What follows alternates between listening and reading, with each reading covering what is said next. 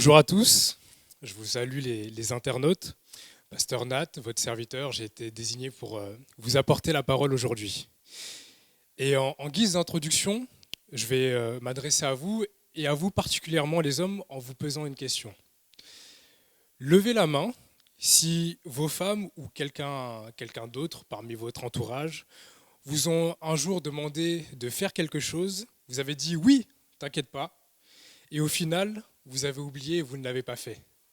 Et si le fait de lever la main peut engendrer des représailles là où vous êtes, levez la main dans votre cœur et Dieu vous voit. Pour ma part, je lève la main. Ça m'est déjà arrivé, voilà, ma femme m'a demandé de faire des trucs, je ne sais plus quoi, mais je sais que je lui ai dit oui.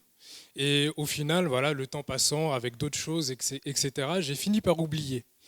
Et voilà, tout simplement, j'ai manqué à ma parole.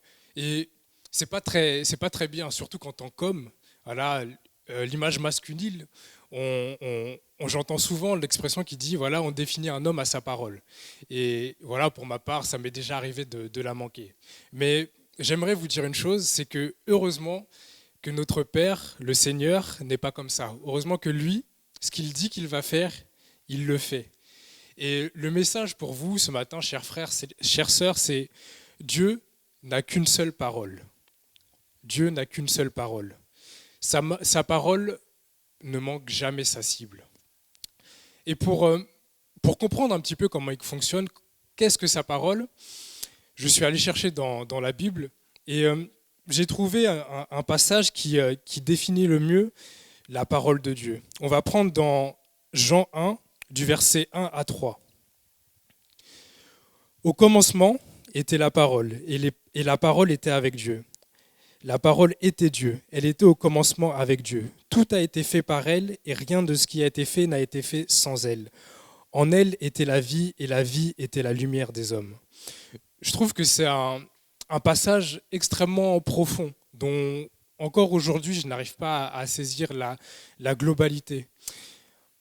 Ce que ce passage nous dit, c'est que la parole de Dieu, ce ne sont pas juste des mots, c'est bien plus. La parole, ça symbolise, c'est en fin de compte ce qu'il est réellement, c'est son essence.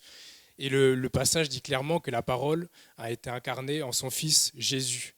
Et à partir de ce passage, on peut en dégager quelques caractéristiques, et c'est ce qu'on va voir en premier lieu. La première caractéristique, c'est qu'elle est au commencement. Au commencement était la parole. Et je suis sûr que quand je vous ai dit le verset 1, en tant qu'enfant de Dieu bien aguerri dans la parole de Dieu, vous avez dû directement faire le parallèle avec le premier verset de la Bible. Au commencement. En gros, tout commence avec la parole de Dieu. Elle doit être le point de départ. Tout doit commencer par elle. Et ça doit être la même chose dans notre vie. Au commencement était la parole. Une autre de ses caractéristiques, c'est sa puissance.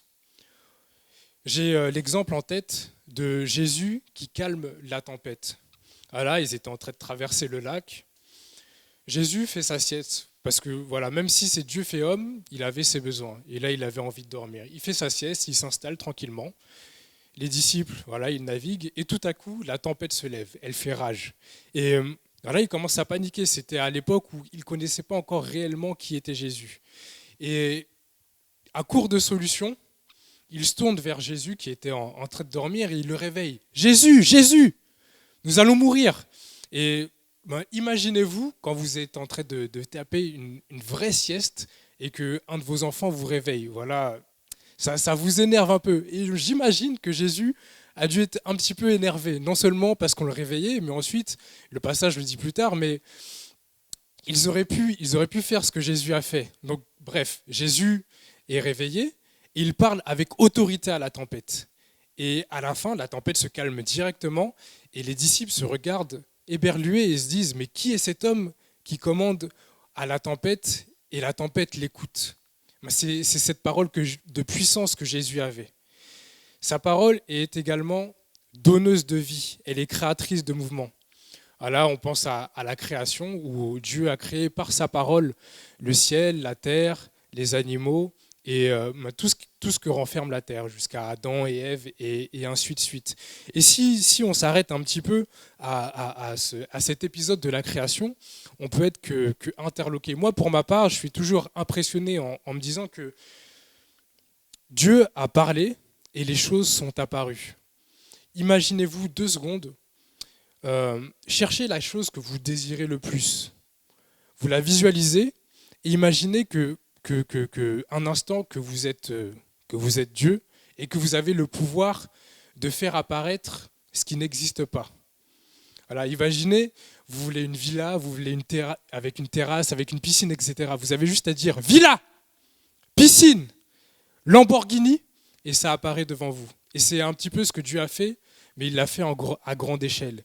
Et c'est quelque chose que je trouve extraordinaire et on ne peut que le louer et le glorifier de voir ce qu'il a fait. Et même encore aujourd'hui, quand on voit le vent souffler, quand on voit le soleil se lever, bah, tout ça est le fruit de la parole de Dieu. Et c'est tout simplement grandiose. Sa parole va également toujours droit au but. Elle ne revient pas à lui sans avoir fait ce qu'elle était venue faire. Et on a quelques exemples dans la Bible. L'exemple que j'aime bien, c'est celui d'Abraham, qui est appelé le père de la promesse. En premier lieu, Dieu lui demande de quitter sa famille, sa patrie et sa terre pour aller s'installer dans le pays que Dieu lui indiquerait. Donc Abraham ne pose pas de questions, il le fait. Et voilà, on chemine un petit peu avec Abraham et au fur et à mesure, Dieu lui révèle qu'il sera le père d'une multitude, il lui montre le pays que ses descendants vont habiter, le pays de Canaan, là où coule le lait et le miel. Il lui dit, voilà, tout ça, ça sera à toi et à ta postérité. Et déjà, ce qui est magnifique, c'est que Abraham croit à ce que Dieu lui dit, et en plus, il n'y goûte pas encore. Parce que cette promesse, elle s'est réalisée bien après sa mort. Et cette promesse, elle trouve son plein accomplissement plus de 5 siècles après avec Josué, qui, voilà, après avoir fait la conquête du pays, après avoir éliminé tous les ennemis, il départage le pays entre toutes les tribus d'Israël. Et dans Josué 21, verset 45, il est dit: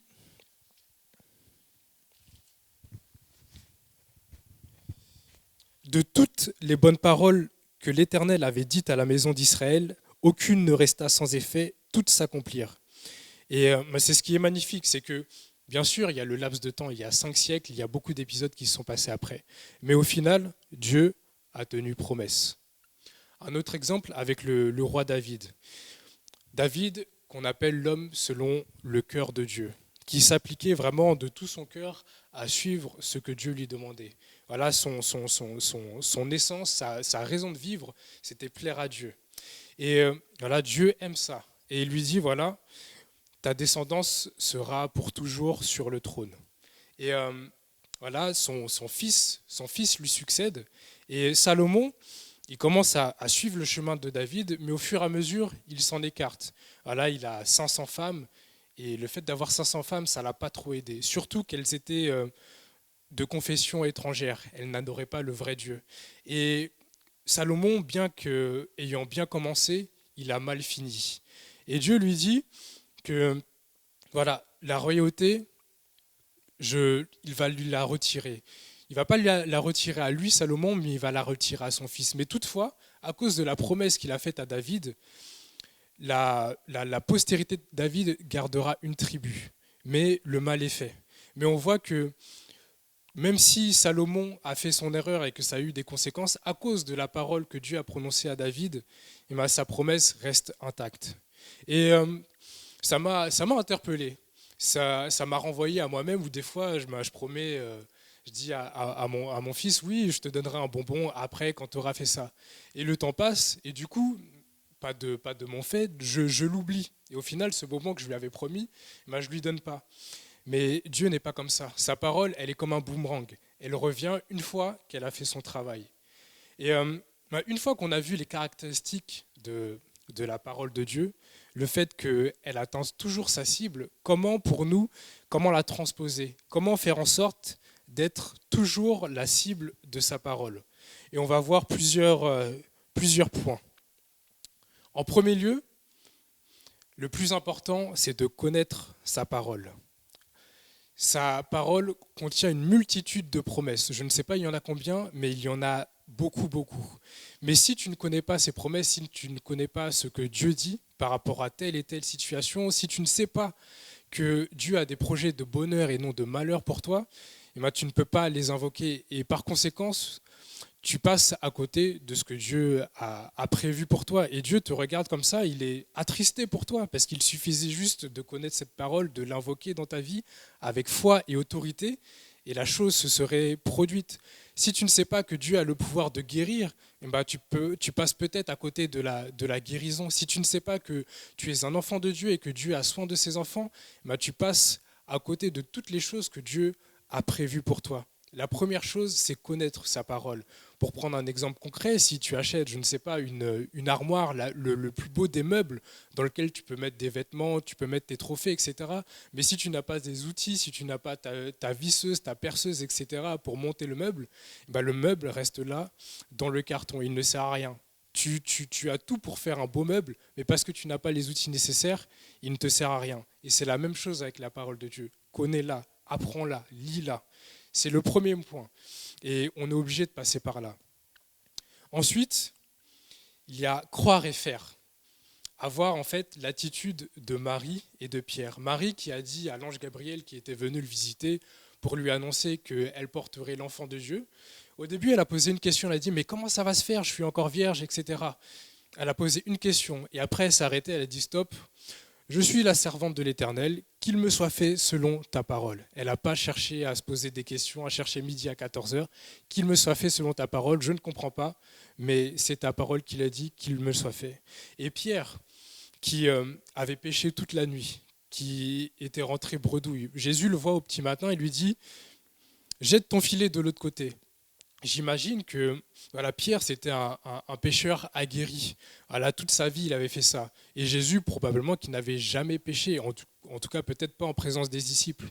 Peut-être qu'au tout début, pendant 2 secondes, sa fierté a dû être piquée. Il a dit, mais Jésus, t'es bien gentil, tu guéris des malades, etc. Mais là, c'est mon domaine. Mais ces 2 secondes d'interrogation, elles sont passées vite fait. Il a dit, voilà Seigneur, j'ai péché toute la nuit, mais sur ta parole, je jette le filet. Et ça n'a pas loupé.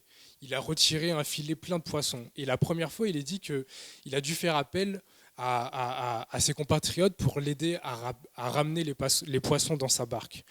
Vous voyez la puissance de la parole de Dieu, et la puissance est manifestée quand tu crois en premier lieu et quand tu appliques. C'est comme un théorème mathématique. Si tu appliques la formule à tous les coups, tu ne peux pas te tromper. Et pour vous donner un témoignage, je vais vous parler d'Emmanuel, mon fils aîné. Celui, voilà, vous devez sûrement le connaître, un enfant plein de vie, aguerri, très en forme, etc., qui fait notre joie et qui nous fatigue un petit peu des fois. Mais sa venue n'a pas été de tout repos. En gros, on a galéré pour l'avoir. On a dû attendre 2 ans. Et à un moment, on était un petit peu découragé, on posait des questions à Dieu, etc. C'était une période un petit peu compliquée. Et on a reçu une parole de la part du Seigneur par le biais d'un de ses serviteurs qui disait, voilà, à cette même époque, l'année prochaine, vous aurez votre enfant. Et cette parole-là, on l'a serrée contre nos cœurs. On a dit, ok, Seigneur, c'est toi qui le dis, on croit à ce que tu dis et on te remercie d'avance pour ce que tu vas faire. Et voilà, ça fait 3 ans qu'il est là, ça fait 3 ans qu'il égaye nos journées. La puissance de la parole de Dieu.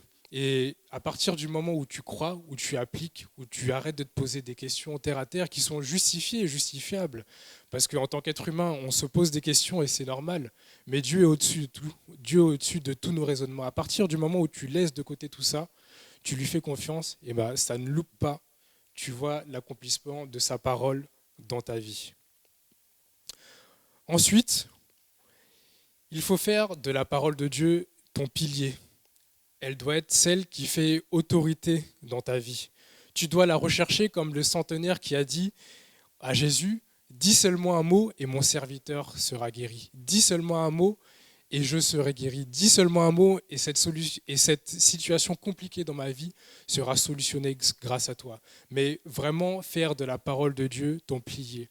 C'est la parole de Dieu, comme on l'a vu dans dans le premier point, elle doit être au commencement, à la base de tout. Tu ne dois rien commencer, tu ne dois rien entreprendre sans avoir consulté Dieu. Tu dois t'attendre à sa parole, même si c'est dur. Et j'en arrive au point suivant, c'est importuner Dieu comme un enfant qui importune ses parents jusqu'à avoir ce qu'il demande. On a l'exemple dans la Bible de Anne. Son mari était Elkana, et son mari l'aimait beaucoup, beaucoup. Mais Anne était stérile, elle ne donnait pas d'enfants. Et chaque année, il montait au temple, faire des sacrifices, etc. Et chaque année, Anne montait au temple et pleurait devant Dieu. Elle disait, voilà, je n'ai pas d'enfants, et c'est ce que j'aimerais le plus. Et à force, Dieu a entendu sa prière et l'a exaucée. Et elle a donné un fils qui était Samuel, le grand prophète Samuel, dont on connaît toutes ses œuvres. Tout ce que je veux te dire par là, c'est qu'il faut persévérer. Comme des fois mon fils qui vient me voir et me dit « Papa, je veux des chips ». Et il me casse les pieds toutes les 5 secondes. Il me dit « Papa, je veux des chips ». Et au début, je n'ai pas envie de lui donner. Mais il me saoule tellement qu'à la fin, je lui dis « Tiens tes chips ». Et c'est un petit peu comme ça qu'on doit être avec Dieu. Et Dieu n'oublie pas ses enfants. Des fois, on peut se poser la question, on peut se demander « Est-ce que Dieu, tu m'as oublié ?» Mais non, Dieu n'oublie pas. Ce que j'ai relevé dans la Bible, et c'est intéressant, c'est qu'à plusieurs passages, il est marqué « Dieu se souvint ». Et ça peut nous induire en erreur. On peut se poser la question, mais Dieu, il a perdu la mémoire ou quoi? Non, c'est juste que dans la Bible, il y a ce qu'on appelle le chronos, voilà, le temps défini pour les hommes afin d'avoir un repère dans l'espace et dans le temps, et le kéros, qui est le moment favorable à l'accomplissement de la promesse de Dieu. Et Dieu est souverain. Il veut que sa souveraineté, sa gloire s'accomplisse dans sa vie. Et il faut attendre ce moment, il faut attendre ce kéros où Dieu va intervenir dans une situation particulière, où il va te guérir, où il va te toucher, où il va débloquer un problème, une situation. Attends-toi à lui et persévère jusqu'à ce qu'il agisse. Dieu aime ceux qui persévèrent, ceux qui intercèdent sans relâche. Donc, apprenons la persévérance, apprenons à importuner Dieu. Et le dernier point, c'est être réglo avec lui. Parce que, voilà, la Bible contient une multitude de promesses, mais beaucoup induisent une condition de notre part. Lui obéir, lui être agréable. Et c'est un petit peu un contrat. Et si tu romps le contrat en n'étant pas réglo avec Dieu, Dieu n'est pas forcé et dégagé de toute sa responsabilité. On a un exemple toujours à l'époque de Samuel et de son enfance avec le sacrificateur Élie, qui avait 2 fils qui étaient sacrificateurs, mais qui faisaient n'importe quoi. Il volait un petit peu les offrandes, il couchait avec les femmes à gauche à droite et donnait vraiment un mauvais témoignage du sacerdoce. Ils appartenaient à la tribu des Lévites, et la tribu des Lévites, c'est la tribu qui est consacrée à Dieu, qui vraiment a pour fonction de servir Dieu nuit et jour, et il déshonorait cette fonction-là. Et le pire dans tout ça, c'est que leur père, Élie, était au courant, mais il a laissé faire, il était laxiste. Voilà, il les a repris avec une petite tape sur la main, mais il n'a pas considéré l'importance du ministère que Dieu lui avait accordé. Et ça n'a pas loupé. Dieu a utilisé Samuel pour dire à Élie, voilà, parce que tu m'as déshonoré, parce que tu n'as pas repris tes enfants, parce que vous péchez devant ma face et que ça ne vous fait rien, ce sacerdoce-là, je vous le retire. Je ne le retire pas à la tribu des Lévites parce que ça a été établi jusqu'à la fin et ça ne bouge pas. Mais néanmoins, à la famille d'Élie, je vous la retire. Et on voit comment on peut passer à côté des promesses de Dieu. On voit comment la parole de Dieu peut manquer son but, non pas à cause de lui, mais à cause de nous. Un autre exemple, avec le roi Saül, où dans le cours normal des choses, quand tu es établi roi, c'est ta descendance qui prend le relais. Tu meurs, c'est ton fils aîné qui devient roi à ta place, et ainsi de suite. Et plusieurs fois, Saül a fait ce qui déplaisait à Dieu. Dieu lui disait, voilà, je te donne cette ville, mais tu détruis tout. Femmes, enfants, bêtes, etc. Tu laisses rien sur ton passage. Et plusieurs fois, Saül laissait de côté les bêtes grasses, etc. Il disait, mais c'est pour offrir un sacrifice. Il a fait ça 1 fois, 2 fois, Et à la fin, Dieu l'a dit, ça suffit, ça suffit. Ce gars-là, je le rejette et je donne sa royauté à quelqu'un qui est meilleur que lui. En l'occurrence, ça a été le roi David, dont on connaît la suite.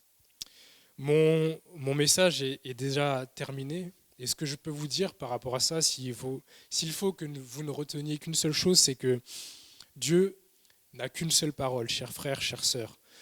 Cette parole, elle a été incarnée en Jésus, qui a tout créé. Il est à la base de toute chose, au commencement. Cette parole est puissante, elle a le pouvoir d'accomplir d'énormes choses, elle l'a faite, elle est encore d'actualité. Et cette parole est créatrice. Cette parole ne rate jamais sa cible. Et s'il arrive qu'elle la rate, ce n'est pas à cause de Dieu, mais c'est parce que la cible, en l'occurrence nous-mêmes, nous avons bougé, nous sommes détournés de ce que Dieu avait prévu pour nous. Donc, faisons tout simplement ce que Dieu nous demande de faire. Attachons-nous à sa parole, apprenons-la, connaissons-la, croyons en elle et accomplissons ce qu'elle nous demande de faire.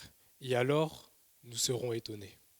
Je vais prier pour ce qui a été dit afin que cette parole devienne puissance et vie dans la vie de chacun d'entre nous.